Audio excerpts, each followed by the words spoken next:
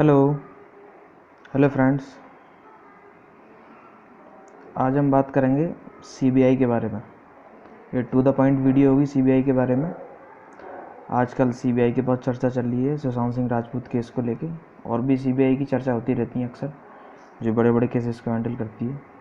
तो आज सीबीआई के बारे में टू द पॉइंट देखेंगे, ठीक है, कि सीबीआई क्या है, कैसे काम करती है, कैसे वर्क करती है। तो देखिए टू द पॉइंट में सीबीआई, जैसा कि आपको पता है ये इसका लोगो है, ठीक है। और इसके बाद में सीबीआई की फुल फॉर्म है सेंट्रल ब्यूरो ऑफ इन्वेस्टिगेशन, ठीक है। सीबीआई की फुल फॉर्म क्या होगी? सेंट्रल ब्यूरो ऑफ इन्वेस्टिगेशन, ठीक है। अब इसकी हिस्ट्री के बारे में थोड़ा देखते हैं कि इसकी हिस्ट्री कैसी है, क्या इतिहास रहा है सीबीआई का। तो ब्रीफ हिस्ट्री इसकी हमने यहाँ पे तैयार की है, तो आप देखिए फर्स्ट पॉइंट इसका, the CBI traces its origin to the special police establishment SP which was set up in 1941 by government of India, ठीक है।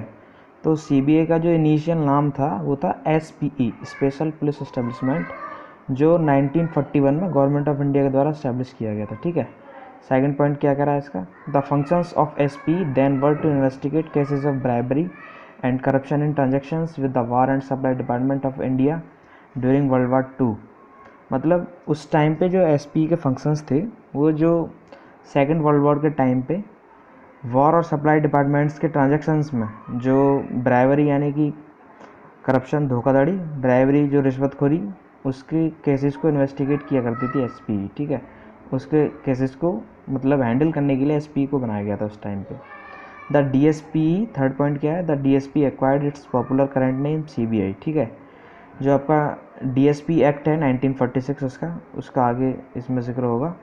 तो डीएसपी एक्ट के द्वारा इसका नाम सीबीआई पड़ा, ठीक है, central bureau of investigation, by through whom ministry resolution. Home ministry ने एक रेजोल्यूशन पास किया 1/4/1963, ठीक है। 1 अप्रैल 1963 को होम मिनिस्ट्री ने रेजोल्यूशन पास करके इसका नाम सीबीआई कर दिया, ठीक है, एसपी से। तो और ये फोर्थ पॉइंट क्या करा, initially CBI investigates the cases of only central government employees. जो शुरुआत में सीबीआई जो है वो केवल सेंट्रल गवर्नमेंट के जो एम्प्लॉयज़ थे उन्हीं के केसेस को हैंडल करती थी, ठीक है। After this some PSUs employees are in this category, ठीक है। उसके बाद में जो सेंट्रल गवर्नमेंट के पीएसयूज थे, मतलब पब्लिक सेक्टर यूनिट्स, ठीक है, तो उनके जो एम्प्लॉयज़ थे वो भी इसके अंडर में आने लगे, उनके भी केसेस को सीबीआई हैंडल करती थी। After nationalisation of banks in 1969 the banking personal also covered, ठीक है। तो जब 1969 में बैंकों का राष्ट्रीयकरण हुआ, नेशनलाइजेशन हुआ, उसके बाद में जो बैंकिंग पर्सनल थे उनसे रिलेटेड केसेस जो होते थे ब्राइबरी के, करप्शन के, वो सारे सीबीआई देखा करती थी, ठीक है। अब इसके फाउंडर डायरेक्टर कौन थे? Founder director of CBI was Shri DP Kohli IPS, he was a IG rank police officer, ठीक है। तो इसके डायरेक्टर कौन थे? श्री डीपी कोहली, ठीक है। इनका बहुत बड़ा नाम है डीपी कोहली का, आईपीएस थे ये उस टाइम पे और आईजी रैंक के पुलिस ऑफिसर थे, ठीक है। और सीबीआई का मोटो क्या है? सीबीआई का मोटो है इंडस्ट्री, इम्पार्शलिटी एंड इंटेग्रिटी, ठीक है। ये भी याद रखने की चीज़ है, कई बार कई कंपटीशंस में पूछ लिया जाता है कि सीबीआई का मोटो क्या है। हेडक्वार्टर्स के बारे में बहुत चर्चा होती है, न्यू दिल्ली में इसका हेडक्वार्टर है, ठीक है। ये क्वेश्चन भी काफ़ी बार पूछ लिया जाता है। अब बात करेंगे इसके डिविजन्स की, सीबीआई को कितने डिविजन्स में बांटा गया है ताकि वो अलग अलग तरह के केसेस को हैंडल कर सके, ठीक है। नंबर फर्स्ट बात करेंगे एंटी करप्शन डिवीज़न, ठीक है। एंटी करप्शन डिवीज़न जो है वो सेंट्रल गवर्नमेंट के जो एम्प्लॉयज़ हैं उनसे रिलेटेड, जैसे मान लीजिए कोई सेंट्रल गवर्नमेंट का पीएसयू है, तो उसमें किसी एम्प्लॉय ने धोखाधड़ी की है या करप्शन किया है, तो उसके जितने भी केसेस हैं वो एंटी करप्शन डिवीज़न देगी, ठीक है। स्पेशल क्राइम डिवीज़न, इसमें अलग अलग तरह के जो क्राइम्स हैं उनके बारे में देखा जाता है। इकोनॉमिक ऑफेंस डिवीज़न उन केसेस को हैंडल करती है जो तुम्हारे पैसे से जुड़े हुए होते हैं, आर्थिक जो होते हैं, ठीक है। टेक्निकल एडवाइजरी सीबीआई को असिस्ट करती है फॉर टेक्निकल पर्पसेस, ठीक है। जैसे इंजीनियरिंग हो गया, इसके अंदर बैंकिंग हो गया, ठीक है, और भी बहुत सारे होते हैं। डायरेक्टेड प्रोसिक्यूशन हो गया, एक इस फिफ्थ इसकी डिवीज़न ही है, ठीक है। पॉलिसी डिवीज़न मतलब जो सीबीआई की पॉलिसीज़ हैं उनको जो देखरेख करती है वो पॉलिसी डिवीज़न करती है। एडमिनिस्ट्रेटिव डिवीज़न, इसका काम यह है कि जो जितना भी प्रशासनिक जो काम है, जैसे मान लीजिए कितने एम्प्लॉयज़ हैं, एम्प्लॉयज़ का सैलरी, कहाँ का डिविजन्स है, कितना डेटा है, वो सब एडमिनिस्ट्रेटिव डिवीज़न देखती है, ठीक है। और सबसे इम्पोर्टेंट जो इसकी जो काफ़ी चर्चा में रहती है CFSL, ठीक है, सेंट्रल फोरेंसिक साइंस लेबोरेटरी। जितने भी बड़े बड़े केसेस होते हैं उनमें CFSL के लिए उनकी रिपोर्ट्स या पोस्टमार्टम की रिपोर्ट्स, बहुत सारी चीज़ें CFL से वेरीफाई कराई जाती हैं। मतलब बहुत ही एक सर्टिफाइड इसे आप कह सकते हैं जो एक लेबोरेटरी है, इंडिया में इसकी जितनी भी इसकी जो रिपोर्ट्स हैं वो बिल्कुल सर्टिफाइड मानी जाती हैं 100%, ठीक है। ट्रेनिंग डिवीज़न, ये भी इसका इंपॉर्टेंट डिवीज़न है। सीबीआई के जो कांस्टेबल्स, एसआई, एएसआई या जो भी ऑफिसर्स होते हैं उनकी ट्रेनिंग के लिए ट्रेनिंग डिवीज़न बनाई गई है, जो कि गाज़ियाबाद में है इसका ट्रेनिंग सेंटर। वहाँ पे इसका ट्रेनिंग डिवीज़न काम करता है, ठीक है। अब बात करेंगे अगली हेडिंग की तरफ, हाउ सीबीआई वर्क्स, ठीक है, सीबीआई कैसे काम करती है। तो इसमें दे रखा है कि CBI handles the cases which in which the central government और देयर बॉडीज़ आर इंक्लूडेड, ठीक है। मतलब जिसमें सेंट्रल गवर्नमेंट, उनकी बॉडीज़ और उनके जो एम्प्लॉयज़ हैं वो अगर इन्वॉल्व हैं तभी सीबीआई उन केसेस को हैंडल करती है। However it handles the various type of cases on the state police official demands, ठीक है। हालांकि अगर कोई किसी भी राज्य की पुलिस या स्टेट पुलिस अगर वो करती है, रिक्वेस्ट करती है, तो सीबीआई उस केस को भी हैंडल ले सकती है, ठीक है।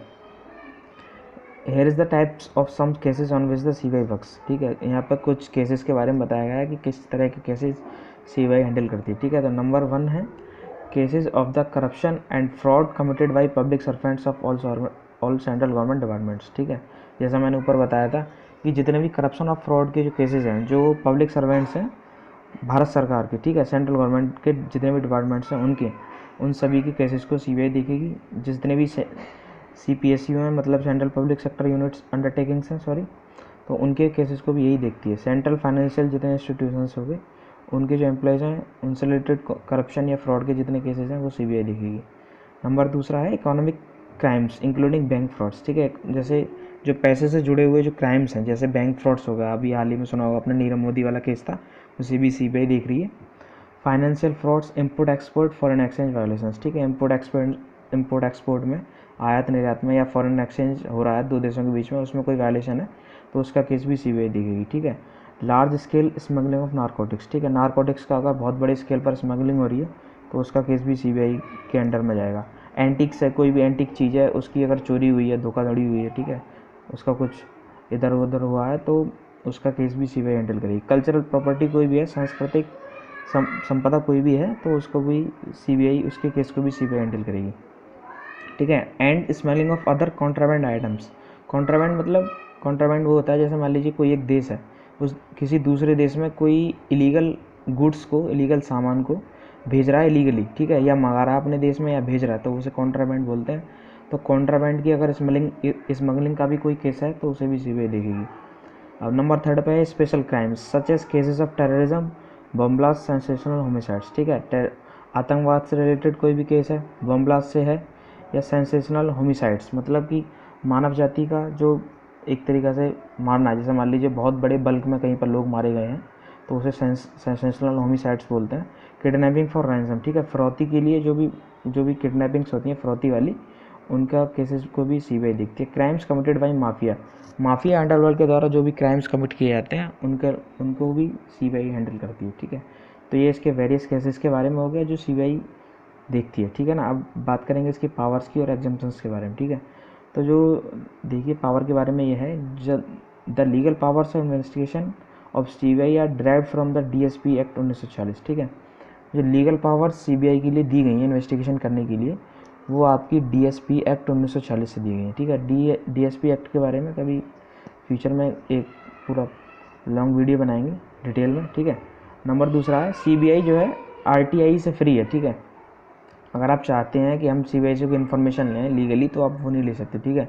ये सीबीआई के पास में पावर है कि वो आरटीआई एक्ट के अंडर में नहीं है। सीबीआई एग्जेम्प्टेड फ्रॉम आरटीआई, यानी कि राइट टू इन्फॉर्मेशन, सूचना का जो अधिकार है उससे ये वंचित है, ठीक है। मतलब इसको ये राइट है कि हम आरटीआई के तहत किसी को कोई इन्फॉर्मेशन नहीं देंगे, इसके पास ये पावर है, ठीक है।